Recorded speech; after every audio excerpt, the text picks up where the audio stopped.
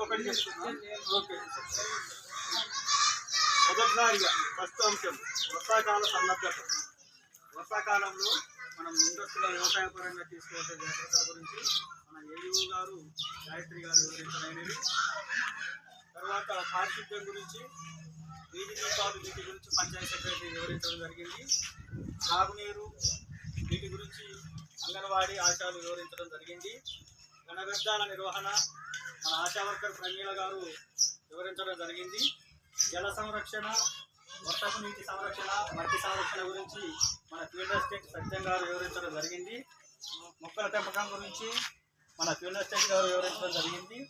El Niño, వ్యవసాయ వైవిధ్యం తదితరాల గురించి మన ఏఈఓ గాయత్రి గారు వివరించడం జరిగింది.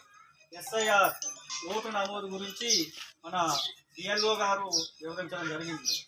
మనకు ఇచ్చిన ఈ అజెండా అంశాలన్నీ పూర్తయినందున ఈ గ్రామ సభ ముగిసిందిగా తెలియజేస్తాం.